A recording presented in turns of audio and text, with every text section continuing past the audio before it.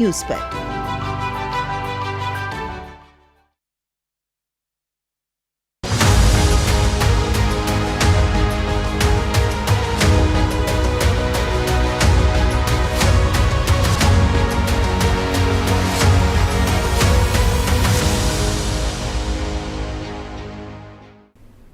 नमस्कार, मैं हूं शाइना एनसी और हमारे खास कार्यक्रम सफरनामा में आपका स्वागत है।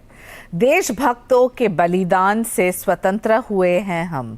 कोई पूछे कौन हो तो गर्व से कहेंगे भारतीय है हम। सफरनामा के इस खास कार्यक्रम में आज हमारे साथ चर्चा के लिए मौजूद है छत्तीसगढ़ से सांसद गोमती साई जी, जो रायगढ़ कंस्टिट्यूंसी को रिप्रेजेंट करती है, एक प्रसिद्ध नेता है और 19 साल के संघर्ष के बाद वो डायरेक्ट पंचायत से पार्लियामेंट आई है। हमें गर्व होता है कि गोमती साई जी, जो जंगल में रहती है, पहली बार स्टूडियो में आई तो दूरदर्शन के स्टूडियो में। जानते हैं उनके बारे में, उनके चुनौतियों के बारे में और एक नेत्री को क्या करना चाहिए सक्रिय होने राजनीति में। उन्हीं की कहानी आज सुनेंगे गोमती साई जी से। स्वागत है आपका गोमती जी। आपको नमस्कार। बहुत गर्व लगता है कि आप जैसे महिला जो जंगल से आती है, पंचायत से पहुंचती है सांसद तक, क्या ये कठिन सफ़र था और ये सफ़र की शुरुआत कहाँ से हुई? साइना जी, मैं एक चीज़ कहूँगी, जो सफ़र से मैं गुजरी हूँ, वाकई में जीवन एक खेल है और खेल खेलते हुए मैं गांव की जंगल से आज देश का सबसे बड़ा पंचायत के सफ़र में मैं पहुंची हूं। तो मुझे गर्व होता है और मेरे क्षेत्र के लोगों को मैं तहे दिल से धन्यवाद देती हूं, क्योंकि उन्होंने मुझे इस जगह पे पहुंचाने का काम किया है। उनका आशीर्वाद मिला है, हमारे यशस्वी प्रधानमंत्री जी का आशीर्वाद मिला है। आज जो जगह पे मैं बैठी हूँ, मेरे क्षेत्र की जनता और मेरे पार्टी के नेताओं का आशीर्वाद रहा है। गोमती साई जी, आप पहली बार स्टूडियो में आए तो दूरदर्शन के स्टूडियो में, और आपको पता भी नहीं था कि ये सब कैसे चलता है। क्या आपको लगता है इसमें भाग्य का खेल होता है, या फिर आपने 19 साल इतना परिश्रम किया, शायद इस वजह से आप आज यहाँ हमारे गेस्ट हैं? साइना जी, मैं एक बात कहना चाहती हूँ। वाकई में गांव की जो महिलाएं हैं, गांव की जो बच्ची हैं, लाइमलाइट दुनिया से बहुत दूर रहते हैं। बिल्कुल मतलब इस प्लेटफॉर्म को कल्पना में भी सोच नहीं सकते कि वहाँ कैसा रहता है, कैसे वहाँ तक पहुँचने के लिए क्या क्या करना पड़ता है। लेकिन वाकई में आज गांव की एक महिला, जंगल की रहने वाली एक महिला, मैं यहाँ तक पहुँची हूँ। तो वाकई में ये सफ़र बहुत ही खूबसूरत रहा है। हाँ, थोड़ा जीवन में उतार चढ़ाव रहा। ये उतार चढ़ाव जीवन का सिक्के का दो पहलू है। सुख और दुख दोनों साथी हैं और निश्चित है किसी भी महिला को या किसी भी व्यक्ति को किसी भी समस्या से या मुसीबत से घबराना नहीं चाहिए। उसको डट करके फेस करना चाहिए, सामना करना चाहिए। निश्चित है उनकी सफलता उसका कदम चूमेगी। गोमती साई जी, आप बताएं कि आपका राजनीतिक सफ़र क्या परिवार से जुड़ा था, या फिर किस्मत से जुड़ा था, या फिर आपने ठान लिया था बचपन में कि आप एक नेत्री बनेंगी? नहीं, ऐसा बचपन में तो नहीं ठानी थी, पर काम करते करते यहाँ तक मन में आया कि हाँ, अगर कोई सेवा करने का, किसी भी व्यक्ति को सेवा करने का या किसी। लेकिन शुरुआत कहाँ से हुई? शुरुआत तो मेरा राजनीति पंचायत से हुआ। ग्राम पंचायत से शुरू हुआ, उसके बाद जिला पंचायत तक मैं सफ़र की, जिला पंचायत की सदस्य बनी। उसके बाद 2015 में फिर मैं जिला पंचायत का सदस्य बनकर जिला पंचायत का अध्यक्ष बनी। ये मेरी जीवन का सफ़र रहा और वहीं से शुरुआत हुआ। मेरे जीवन में मैं कभी नहीं सोची थी कि मैं राजनीति करूँगी, लेकिन समीकरण ही ऐसा बना कि ये सबसे बड़ा मंच है जी, लोगों का सेवा करने के लिए। और इससे बड़ा मंच आपको लोगों का सेवा करने के लिए कहीं नहीं मिल सकता है। जो मुझे सेवा करने का इच्छा हुआ और निश्चित है ये इस जगह में मैं पहुंची हूं, तो मेरा सेवा भाव है, मेरा कर्म है और पार्टी का आशीर्वाद है। पंचायत की बात करते हैं तो बहुत मर्तबा ये एक विजन होता है कि जो महिला पंचायत में बैठी है वहाँ पुरुष ही पूरा खेल कर रहा है।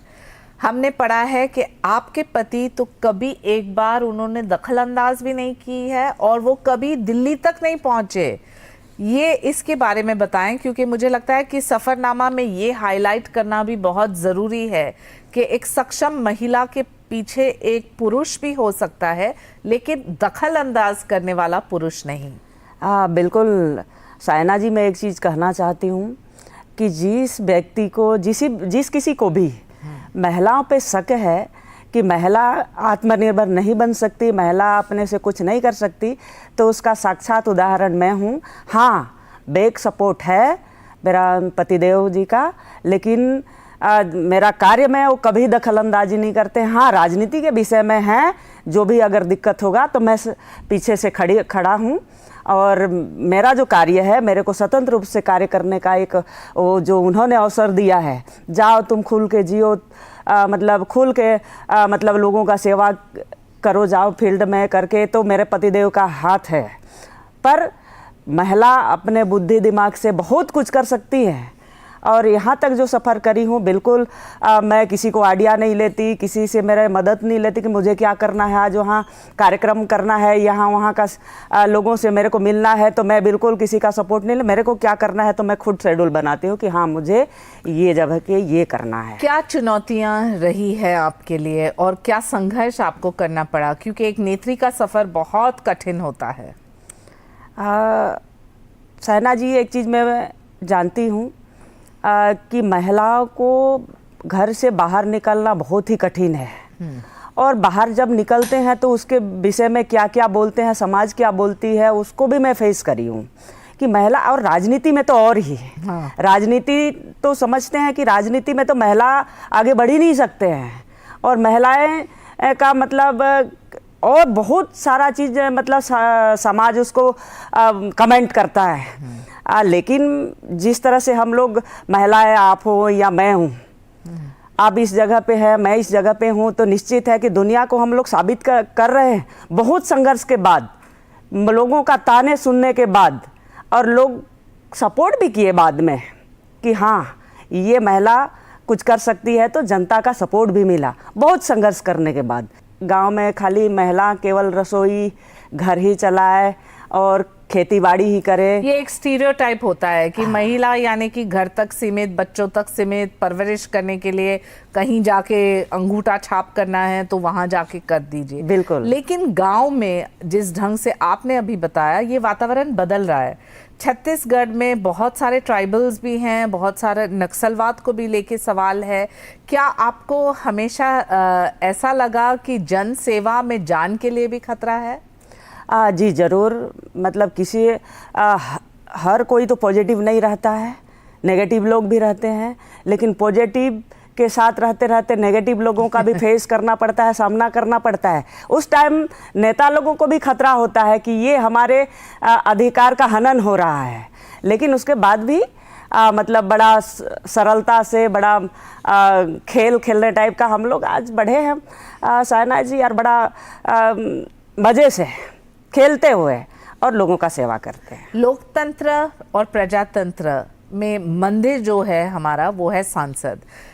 आप एक संसद के रूप में रिसर्च कैसे करते हैं, कौन से मुद्दे को आपने उठाया है, और आदरणीय प्रधानमंत्री के बहुत सारे योजना हैं जिनका फ़ायदा भी हुआ है आपको आपके क्षेत्र में, उसके बारे में थोड़ा कुछ बताएं। देखिए, मैं बहुत सारे ऐसे मुद्दे हैं, खासकर महिलाओं के साथ सशक्तिकरण को लेकर के, महिलाएं किस तरह से आगे बढ़ना चाहिए, शिक्षित, सुरक्षित, आत्मनिर्भर, शिक्षा के क्षेत्र में आगे बढ़े, अर्थव्यवस्था में आगे बढ़े, आत्मनिर्भर में आगे बढ़े, सभी चीज में, बिजनेस में आगे बढ़े। लेकिन ये परिवर्तन क्या आपने आपके रायगढ़ कंस्टिट्यूंसी में देखा है? बिल्कुल सायना जी, कि हमारे महिला आजकल मतलब बहुत आगे बढ़ गई है।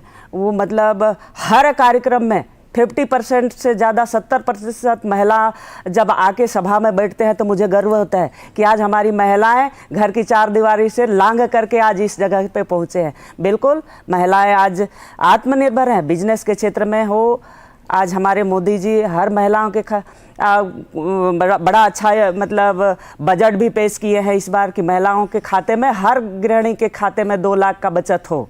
ये बड़ा अच्छा सिस्टम है। आदिवासी क्षेत्र की बात करें या ट्राइबल्स की बात करें तो सबसे ज्यादा फायदा कौन से योजनाओं का हुआ है?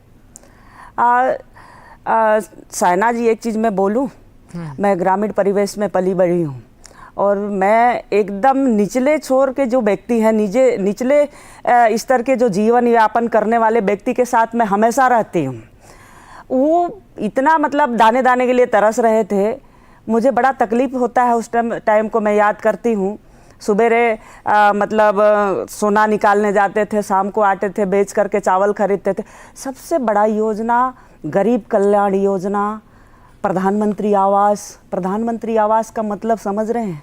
प्रधानमंत्री आवास लोगों को कच्चा का मकान, टूटी फूटी, जो बरसात में सो नहीं पाते थे, प्रधानमंत्री आवास, पक्का का घर मिला। आयुष्मान भारत 5 लाख रुपया का योजना का, हर बीमारी में 5 लाख रुपया का लाभ मिलता है। आपका नल से जल जी हर घर में पहुंचने का काम कर रहे हैं हमारे यशस्वी प्रधानमंत्री जी।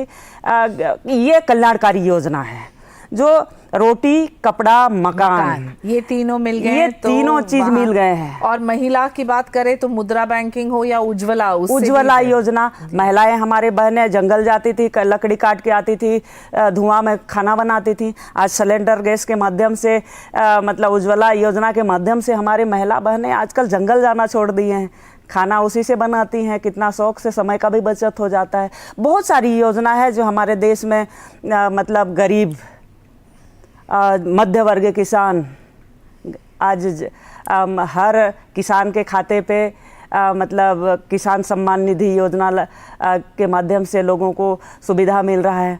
आज खाद हो, आज मिलेट्स का भी कैंपेन, योगा को पॉपुलर किया है, मिलेट्स को पॉपुलर किया है और भारत को पॉपुलर किया है। आज मिलेट्स को लगभग 20 साल हो गया था, लोग उसका खेती करना बंद कर दिए थे। आज मिलेट्स के माध्यम से आज मैं तो किसान हूँ ना, आज मिलेट्स को हम खेती करना शुरू कर दिए हैं और एकदम करेक्ट उसका रेट मिलता है जी।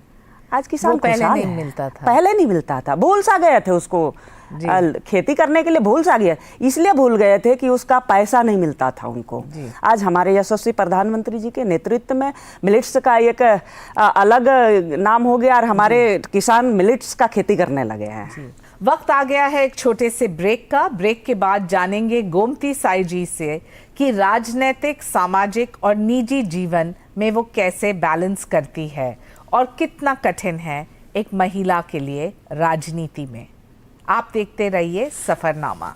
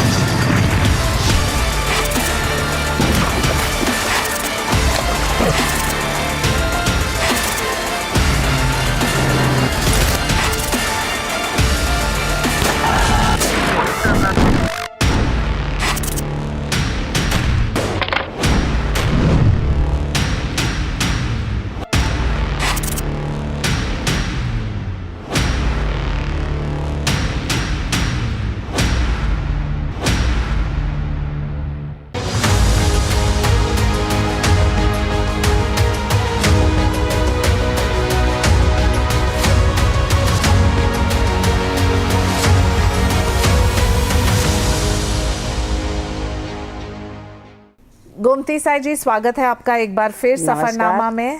और हम जानना चाहेंगे कि राजनीतिक, सामाजिक, निजी सभी क्षेत्र को कैसे बैलेंस करते हैं आप। हम जानते हैं कि महिला मल्टीटास्क कर सकती है, लेकिन क्या ये कठिन होता है, क्योंकि आपका क्षेत्र तो बहुत बड़ा है और कहीं कहीं सड़क भी नहीं है, जंगल में प्रचार करना, प्रयास करना कितना कठिन है? सहना जी, एक चीज़ मैं बोलूँ, मतलब राजनीतिक, सामाजिक, आध्यात्म, ये तीन चीज़ एक दूसरे के पूरक हैं। ये तीनों चीज़ साथ साथ चलता है। हाँ, राजनीति में सरकार किसी का भी हो, बैलेंसिंग का राजनीति करना चाहिए, अपना राजनीति की बात करना चाहिए। उसमें से जितने लोगों का सेवा हो, चाहे रोड का कनेक्टिविटी हो, चाहे केंद्र सरकार की योजना हो, चाहे राज्य सरकार की योजना, ये तीनों चीज़ को बैलेंसिंग करना चाहिए। ये नहीं है कि राजनीति कर रहे हैं तो केंद्र सरकार का योजना को हमारे छत्तीसगढ़ में मतलब किसी भी राज्य में पहुंचने ना दें, ऐसा नहीं होना चाहिए। केंद्र सरकार की योजना को भी सम्मान करना चाहिए, उस क्षेत्र के लोगों तक पहुंचने देने का काम करना चाहिए जी। जो राजनीति कर रहे हैं आजकल, राजनीति का परिभाषा बहुत लोगों ने बदल दिए हैं कि हमको एकदम केवल और केवल राजनीति करना है। राज्य सरकार का योजना को, केंद्र सरकार का योजना तो राज्य तक पहुंचने नहीं देना है, इसलिए क्योंकि राजनीति हो रहा है जी। राजनीति के लिए ऐसा नहीं होना चाहिए। सहसम्मान एक बार योजना बनता है तो सबके लिए बनता है और सभी लोगों के पास योजना सुचारू रूप से पहुंचने का काम करना चाहिए। और आप आपके सामाजिक और निजी व्यवस्था कैसे संभाल पाती है, कैसे मल्टीटास्क करते हैं? सहना जी, मैं घर में रहती हूँ तो समाज में बहुत सारे कार्यक्रम होते हैं, बहुत सारे विवाह शादी हो गया या कोई मतलब 12वीं हो गया, तो बिल्कुल मैं रहती हूँ क्षेत्र में तो मैं खुद चली जाती हूँ, मैं नहीं रहती हूँ तो मेरा पतिदेव जाते हैं। इस टाइप का हम लोग समाज में बैलेंस करते हैं। और नहीं जाएंगे तो भाई हम लोग तो ग्रामीण परिवेश के रहने वाले लोग हैं और खूब सारा हम लोगों का क्षेत्रीय समाज लोग हैं। बहुत अच्छा लगता है कि आपको इतना परिवार से सपोर्ट मिल रहा है कि आप आगे बढ़ सकते हैं। बिल्कुल, हमारे परिवार वाले लोग ये समझ गए हैं कि आपका परिवार खाली ये चार दीवारी के हम लोग जो हैं वही नहीं है। आपका परिवार पूरा क्षेत्र है, आपका पूरा परिवार भारत देश है पूरा। हमारे जिस पार्टी से मैं बिलोंग करती हूँ, वासुदेव कुटुंबकम, बिल्कुल पूरा विश्व को परिवार मानने वाला है। और पार्टी से सर्वप्रथम, पार्टी नेक्स्ट और व्यक्ति लास्ट। भारतीय जनता पार्टी एक भारतीय जनता पार्टी नहीं है, भारतीय जनता पार्टी एक विचारधारा की पार्टी है जी। और उनका विचारधारा बिल्कुल वासुदेव कुटुंबकम जी। गोमती साई जी, हम पिछले 9 साल के शासनकाल की बात करें तो कौन से ऐसे योजना है जिनके बारे में आप हाईलाइट करना चाहेंगे, खास तौर से क्योंकि ये पिछले काफ़ी सालों से रहा है?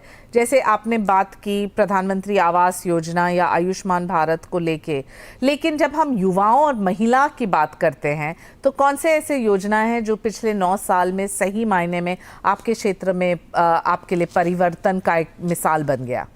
सहना जी, मैं तो तीन चीज़ें हैं। एक, ट्राइबल जो अंतिम छोर पे अपना जीवन यापन करते हैं, उनको जितने भी योजना, प्रधानमंत्री आवास योजना, गरीब कल्याण योजना, उज्ज्वला योजना, मुद्रा लोन हो गया, ये फोकस मेरा चार योजना है जो निचले तबके तक आता है। आदिवासी और ट्रैवल के लिए और महिलाओं के लिए। महिला सशक्त है आज, आत्मनिर्भर महिला, निर्भर महिलाएं जब वो शिक्षित सुरक्षित है तो आत्मनिर्भर हो गई। शिक्षा और अपने काम के प्रति सजगता और आत्मनिर्भर बनना जी। मुद्रा लोन हो गया जी। हर महिला को मुद्रा लोन का उपयोग करना चाहिए और निश्चित है अपना आमदनी उसी मुद्रा लोन के द्वारा अपने आप को करना चाहिए, स्ट्रगल करना चाहिए। चौथा, तीसरा, युवाओं को लेकर के हमारी स्किल डेवलपमेंट में इतने अच्छा हमारे यशस्वी प्रधानमंत्री जी हर क्षेत्र में उनका काम हो रहा है। स्किल डेवलपमेंट और स्मॉल स्केल इंडस्ट्रीज भी बिल्कुल बिल्कुल उसमें आगे बढ़ना चाहिए। आपके यहाँ बैम्बू को लेके भी मैंने कुछ देखे हैं, आपके आर्टिफैक्ट्स, वीवर्स जो बूंदकर हैं वो भी काम करते आ रहे हैं। जंगल से आपने इतने सारे चीज बनाए, क्या ये इंटरनेशनल मार्केट तक पहुँचता है? बिल्कुल। अभी जब से मोदी जी आए हैं तब से प्रचार प्रसार कर ही रहे हैं हम लोग कि गांव का बेम्बू का बनाया हुआ, कोसा का साड़ी बनाया हुआ, कोसा का सब चीज़। कोसा पैदा अपना छत्तीसगढ़ में होता है, छत्तीसगढ़ में कोसे का काम भी होता है और मतलब हैंडलूम का काम होता है। ये सब इंटरनेशनल मार्केट में पहुंचनी चाहिए और बिल्कुल है, हमारे मोदी जी लगे हुए हैं, भारतीय जनता पार्टी लगा हुआ है कि गाँव के महिलाएँ और अधिक से अधिक युवा उसमें जुड़ें और हैंडलूम का काम इतना बहुत अच्छा काम है और वाजिब दाम उसका मिलता है। लॉ एंड ऑर्डर को लेके आपकी क्या प्रतिक्रिया है, क्योंकि छत्तीसगढ़ में हम जानते हैं कि नक्सलवाद भी काफ़ी रहे हैं और आज के परिप्रेक्ष्य में क्या कोई एक समझौता बना है या आपको लगता है कि नॉर्मलसी आ गई है? सना जी, मैं एक चीज़ कहूँगी, छत्तीसगढ़ की लॉ एंड ऑर्डर बिल्कुल ही जीरो हो गया है। जिस तरह से महिलाओं का के प्रति अत्याचार हो रहा है, आज 25,000 आदिवासी बच्चे मर गए, उसके प्रति कोई संजीदगी नहीं है राज्य सरकार का। आज महिलाओं के साथ दुष्कर्म किया जा रहा है, उनके प्रति लॉ एंड ऑर्डर का तो कोई नाम निशान नहीं है। जिस तरह से आज बहुत लोग बोलते हैं मणिपुर का घटना मेरे को बहुत ही मतलब दिल से दुखद है और दुख का विषय है, लेकिन छत्तीसगढ़ में भी कम नहीं है।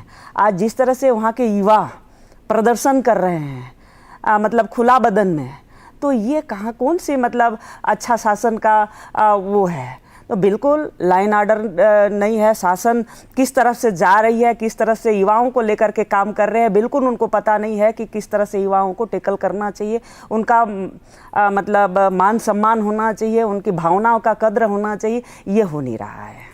गोमती साई जी, अगले थोड़े महीने में आपके प्रदेश में इलेक्शंस भी हैं। उस इलेक्शन में क्या आपको लगता है एक सक्षम नेत्री होने के नाते आपका भी कुछ योगदान होगा, और क्या है आपकी सोच, विजन, प्लान, आपका क्या है मैनिफेस्टो? बिल्कुल, भारतीय जनता पार्टी ने मुझे भरोसा किया है और भारतीय जनता पार्टी की एक सांसद होने के नाते छत्तीसगढ़ में पुनः सरकार स्थापित हो, मेरा पूरा का पूरा प्रयास रहेगा और मैं उस दिशा में काम करना शुरू कर दी हूँ कि मेरे संसदीय क्षेत्र लोग में 8 विधानसभा है और 8 विधानसभा में हम लोग जीतेंगे और मैं आपको विश्वास दिलाती हूँ कि छत्तीसगढ़ में बीजेपी का सरकार पुनः आएगी। जब गोमती साई राजनीति में व्यस्त नहीं है, आपके हॉबीज़ क्या है? आप क्या करते हैं घर पे? मुझे पता है कि आप एक कृषि में बहुत रुचि लेती है, आप खाना पकाती है बहुत अच्छा, और क्या करती हैं आप? मैं बिल्कुल, मेरे को सुबह उठती हूँ, मैं 5:30 बजे उठ जाती हूँ, मैं खेत के पास जाती हूँ और खेत में कौन सा खेती है और ख़राब तो नहीं हो रहा है, मैं देख के आती हूँ पानी है कि नहीं है।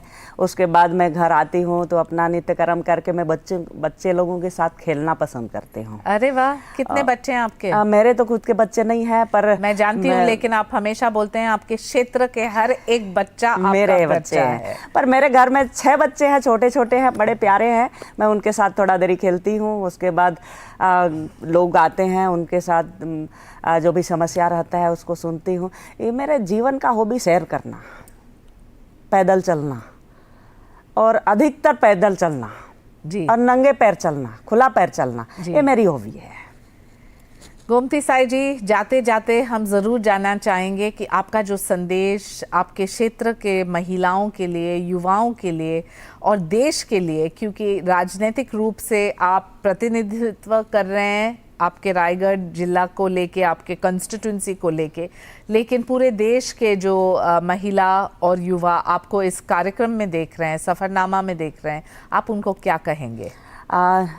साना जी, मैं सभी को निवेदन करती हूँ कि युवा वर्ग अपना शिक्षा में आगे बढ़ें और आत्मनिर्भर युवा बने। हमारा देश, उसमें युवाओं का एक एक युवा का योगदान लगेगा। भारत देश विकसित देश बनना है तो उसका एक एक योगदान लगेगा। शिक्षा के क्षेत्र में आगे बढ़ें, अपना अर्थव्यवस्था में आगे बढ़ें, अपना आत्मनिर्भर बनाने में उनका अहम रोल रहेगा। रही बात आदिवासियों का, तो आदिवासी शिक्षा के क्षेत्र में आगे बढ़ें, और रही बात मध्यवर्गीय किसान, वो भी कृषि के क्षेत्र में दिनों दिन आगे तरक्की करें। और महिला सशक्ति आगे आए, अपना कार्यभार अपने हाथ में लें और आत्मनिर्भर भारत की ओर एक एक क्षण उनका योगदान बहुत महत्वपूर्ण है। जाते जाते कोई कहावत या कोई उदाहरण जो आप हमारे दर्शकों को बताना चाहते हैं जिससे आप आगे बढ़े? मैं तो एक ही चीज़ कहूँगी आसाना है जी, हों ही वही जो राम रचि राखा, जो जस करही तस फल चाखा, सकल पदार्थ यही जग माही, कर्महीन नर पावत नाही। इसलिए कर्म को प्राथमिकता देते हुए कर्म करते जाएं, फल की चिंता कभी मत करें, फल देने वाला ऊपर वाला बैठा है। बहुत बहुत धन्यवाद गोमती साई जी, आप हमेशा हमें प्रेरणा देते हैं और एक नेत्री के रूप में आप लक्ष्मी, सरस्वती, दुर्गा ज़रूर हैं। हम आपको बहुत शुभकामनाएं देते हैं हमारे तरफ से और धन्यवाद। तो ये थी गोमती साई जी जो छत्तीसगढ़ के रायगढ़ कंस्टिट्यूंसी को रिप्रेजेंट करती है, एक सांसद हैं और उन्होंने अपने संघर्ष के साथ साथ जो उनका एक मानना है कि कर्म करते रहो और फल के ऊपर फोकस नहीं कीजिए, सिर्फ समाज सेवा से जुड़िए और आपका काम करते रहिए। अगले हफ्ते फिर मिलेंगे एक सांसद से, जानेंगे उनके सफ़र के बारे में। हम जानते हैं कि वर्तमान में राज्यसभा हो या लोकसभा, संसद की गरिमा बनती है सांसद से। हम ऐसे ही राजनीतिक सफ़र की कहानी आपको बताते जाएंगे। गोमती साई जैसे लोग कैसे लोगों की ज़िंदगी में रोशन फैलाते हैं, जंगल से कैसे आए पार्लियामेंट तक, पंचायत से कैसे पहुंचे सांसद तक। आप देखते रहिए सफ़रनामा मेरे साथ। मैं हूं शाइना एनसी, मुझे आज्ञा दीजिए।